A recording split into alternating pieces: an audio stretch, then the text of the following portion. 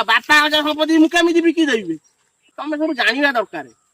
ବାପା ଜେଜେ ସମ୍ପତ୍ତି କିଏ ସିନା ଚାହେଁ ବଢେଇବା ପାଇଁକା, ନା ମୂଳରୁ ପୋଛି ପଛଆଡୁ ପୋଛିକା ଯିବାକୁ।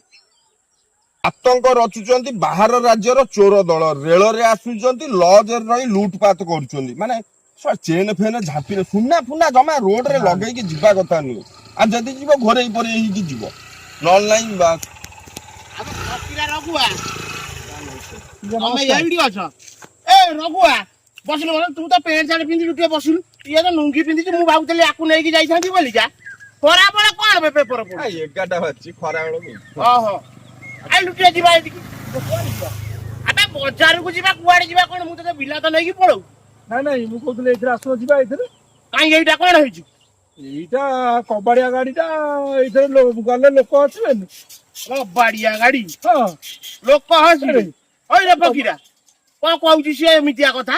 ତମେ ତା ନୂଆ ଗାଡିଟା ନେଇଯାଉନା, ସ୍କୁଟିଟା ଅଛି ନେଇଯାଅ। କାହିଁକି ଭାଇ ଏ ଗାଡି କଣ ହେଇଛି? ଏ ଗାଡି କଣ ଚାଲୁନି? ଆରେ ଏ ଗାଡିରେ ଗଲେ ଲୋକ ଆସିବେନି। ଏ ଗାଡି ବିଷୟରେ କିଛି ତମେ ଜାଣିଛ? ନା, ଖାଲି ଗପୁଛ ଏଠି ବସି। ତୁ କିଛି ଜାଣିଛୁ? ନାଇଁ ମୁଁ ଜାଣିନି। ତମର ତ ଜନ୍ମ ନଥବ। ନା ଆମ ଜନ୍ମ କଣ ଏ ଗାଡି ଆଇଲା ବେଳେ ଥିଲା କି ନଥିଲା? ଆବେ ଏ ଗାଡି ମୋ ବାପା କିଣିଥିଲେ ଆକୁ। ହଁ ଠିକ।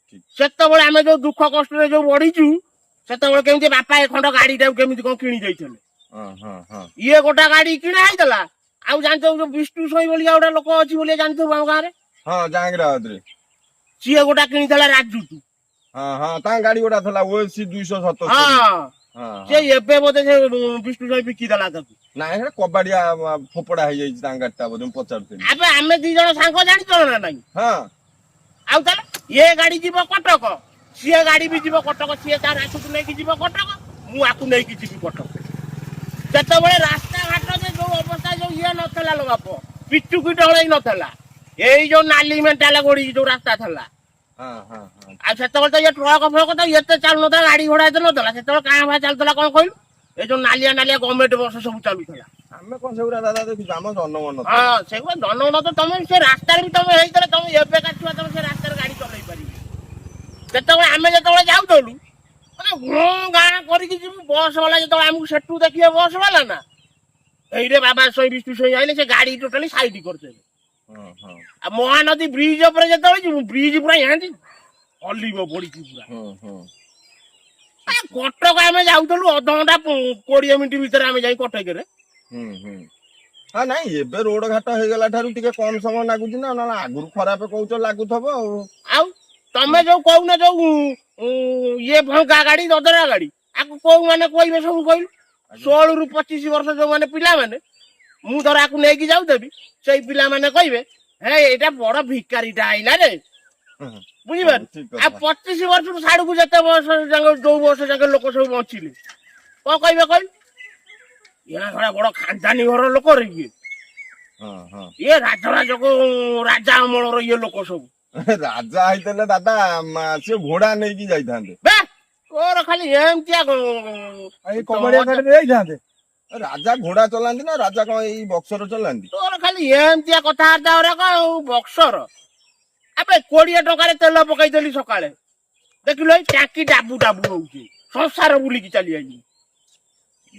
କଣ ପିସା କହୁଛ? ସଂସାର ବୁଲି ଆସିବ 20 ଟଙ୍କା ତେଲରେ? ମାଇଲେଜ ସେଇଭଳିଆ ଥବ। ଆଉ 95 100 ମାଇଲେଜ, ଜାଣିଛ ନା ନାଇଁ? ଖାଲି କଥା ଗପୁଛ ତମେ ଖାଲି। ଆବେ ଯୁଆଡେ ଯିବି ଜାଣିଥିବୁ, ମୋର ବାବା ସ୍ୱାଇଁ ବ୍ରାଣ୍ଡ ପୁରା ମୋର ଅବିକା। ଆବେ ସେଇ ବ୍ରାଣ୍ଡ ଟା କୋଉଥିରୁ କମେଇଛି? ଏଇ ଗାଡି ସେତେବେଳେ ଯେତେବେଳେ ଯାଉଥିଲି, ବାବା ସ୍ୱାଇଁ ଆଇଲା ରେ ବାପା। ଏଇଟା ବି ମନକୁ ତ ଅବିକା ଯଦି ମୁଁ ସାଇକେଲ ଚଲେଇକି ପଳେଇବି, ଲୋକ କହିବେ ନାଇଁ ଏ ବାବା ସ୍ୱାଇଁ। ନାଇଁ ଲୋକର ଖାନଦାନୀ ଥିବା ଦରକାର। ଗାଡି ଘୋଡା ଡ୍ରେସ ଆଉ କଣ ମିଳିବ? ମୁଁ ଗୋଟେ ଲୋକକୁ କେବେ ପରିହାସ କରିବନି।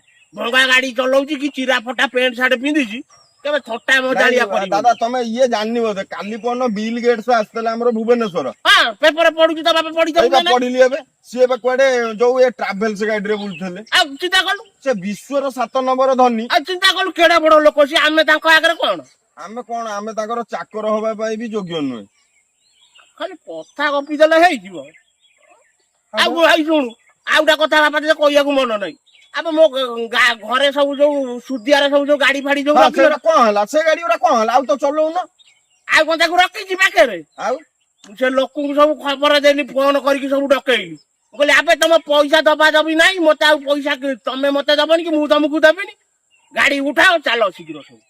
ସବୁ ଗାଡି ଦେଇଦେଲ ସମସ୍ତେ ଆଉ ଲୋକ କେତେ ଖୁସିରେ ସବୁ ଚାଲିଗଲେ ନା, ଆଉ ଗାଡି ନେଇକି ଗଲେ 20-30 ଖଣ୍ଡ କହୁନଥିଲି ଯୋଉ ବୁଲେଟ ଥିଲା। ହଁ ହଁ ହଁ ଆମ ଟୋକା କହୁଥିଲା ଗୋଟେ ସେଇଥିରୁ ଗୋଟେ ଗାଡି ରଖିଦଉନ ଗୋଟେ ପଇସା କି ଯିଏ ନ ଦେଇଛି। ମୁଁ କହିଲି ଏଇ ଜମା ସେ ଭୁଲ କରନା।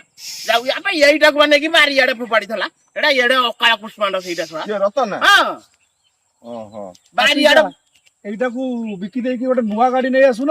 ନାଇଁ ରେ ବାପ, ଏଇଟାକୁ କିଣିଥିଲା କିଏ ଜାଣିଛୁ? ମୋ ବାପା କିଣିଥିଲା। ମୋ ଜେଜର ବି କିଛି ସେତେବେଳେ ଅବଦାନ ଯଦି ଥବ, ମୁଁ ତ ଛୋଟ ହୋଇଥିଲି ସେତେବେଳେ। ହଁ ହଁ ହଁ ଆଉ ବାପା ହଜାର ସମ୍ପତ୍ତି ମୁଁ କେମିତି ବିକି ଦେବି? କିଏ ତମେ ସବୁ ଜାଣିବା ଦରକାର। ବାପା ଜେଜେ ସମ୍ପତ୍ତି କିଏ ସିନା ଚାହେଁ ବଢେଇବା ପାଇଁକା, ନା ମୂଳରୁ ପୋଛି ପୋଛିକା ପଛଆଡୁ ପୋଛି ପୋଛିକା ଯିବାକୁ।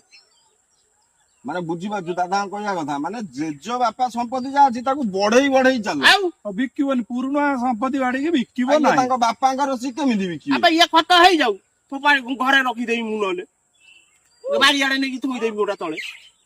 ଆଚ୍ଛା କାହିଁ ଯିବି ବିକିବାକୁ? କାଇଁ ଆମେ ତ ଏଇଟା କରିନେ ବିକିବି କିଛି ଲାଭ ଗୋଟେ ନାହିଁ। ଟୋକା ହେଇ ଦେଖୁନ ମୋ ସାନ ପୁଅ ଯୋଉଟା, ହଁ, ସିଏ ହଁ। କହୁଛି କଣ ଏମିତି ଗାଣ୍ଡି ଟେକା ଗାଡି କିଣିବ। କଣ ସେଥିରେ ଅଛି କହୁନୁ? ଯାଉନୁ ଦାଦାଙ୍କ ସାଙ୍ଗେ ଯାଉନୁ।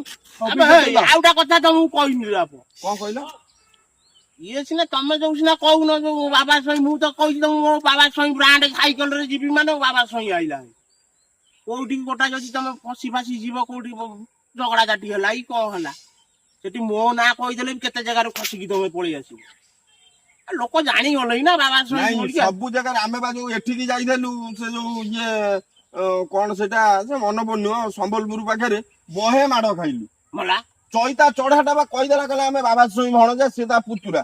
ଯୋଉ ମାଡଲେ ବୋପା ମୋ ପଛାଡକୁ ସେ ଇଏରେ ବାଡେଲେ, ମୁଁ ଆଉ 2-4 ଦିନ ଝାଡା ବସି ପାଇଲିନି, ଗଛ ଧରି ଝାଡା ବସିଲି। ମଲା ମୁଁ ସେଠି ମାଡ ଖାଇକି ଆଇଥିଲି, ତମେ କଣ ଦରକାର ଥିଲା ସେଠି ମୋ ନାଁ କହିବାର? ସବୁ ଜାଗାରେ କଣ ବାବା ସ୍ୱାଇଁ ଭଲ ପାଉଛୁ? କୋଉ ଜାଗାରେ ଆଉ କୋଉ ଜାଗାରେ ମାନେ ଯଦି ବନ୍ଧା ହବ ତ ସେମିତି ରାତି ଯାକ ବାପା ବନ୍ଧା ହେଇବ। ଆମେ ତ ସେଠି ଭାବିଲୁ ଆମକୁ ବାଡେଇକି ନା ଯାହା ହଉ ଆମେ ଖସିକି ପଳେଇ ଆଇଲୁ। ତମେ କେମିତି ପଳେଇ ଯାଇଛ କୁହ? ଜମା ସେମିତି ଆଉ ଯାହା ଚାଲିଛି ଭଗବାନ ଦୟାରୁ। ବୁଝିପାରୁଛ ନା? ଆଉ କଣ କହିବ? ହଉ ପିସା ଚାଲ ଯିବା। ହଁ ଯିବା। ତୁ ଟିକେ ହେଇଛୁ, ତୁ ଟିକେ ୟାକରି ଚଇତା ଫକୀରା ମୋ ଲାଇନ ସବୁ ଜାଣିଗଲେ। ବୁଝିପାରୁଛୁ? 100ରୁ 70%, 80% ଜାଣିଗଲେ। ତୁ ଟିକେ ତାଙ୍କରି ସାଙ୍ଗରେ ମିଶିକିନା ଟିକେ ତାଙ୍କରି ପିଛା ଧର। ନା ଆମେ କରିଦବୁ ତାକୁ, ସେଇ ବାଟ ସବୁ ଜଣେଇ ଦବୁ, ହଁ। ଟିକେ ଟାଇମ ଲାଗିବ ଆଉ। ଆମେ କଣ, ଆମେ 2-4 ବର୍ଷ ହେଲା ଦାଦାଙ୍କ ସାଙ୍ଗରେ ବୁଲୁଛୁ, ହାନି ଲାଭ ଭଲ ମନ୍ଦ ସବୁଥରେ ଯାଇ ପହଞ୍ଚୁଛୁ। ଆଉ ଇଏ ତ ତା ସେଇ କାଟରିଂ ବ୍ୟବସାୟୀରେ ରହିଲା, ଆଉ ଜାଣିବ କଣ। ହଉ ତୁ ଯା, ମୁଁ ତ ଗାଡି ନେବି। ଇଏ କରିଦେ ପିସା ଚାଲ ଯିବା। ଯା ଗାଡି ଦେଖିବୁ, ନେଇକି ଯିବୁ ଆଉ। ତୁ କହୁଥିଲୁ ଭଙ୍ଗା ଗାଡି ନା, ଦେଖିବୁ ଇଏ ଅବିକା ବସିବୁ ଏଥିରେ, ଆଗରେ ଯୋଉ 4-6ଟା ହବ ନାହିଁ, ପୁରା ହବ ଫଟେଇକି ପଳେଇବ ଇଏ। ଦାଦା ଆସ୍ତେ ଯିବ ଗାଡି। ଚଲେଇବ ପିସା। ତୁ ଦେଖିବୁ, ତୁ ଗାଡି ବା ରକେଟ ଭଳିଆ ଯିବ, କଣ ଭାବୁଛୁ କି ତୁ? ଜାଣିବୁ ଖାଲି ଧରିକି ବାବା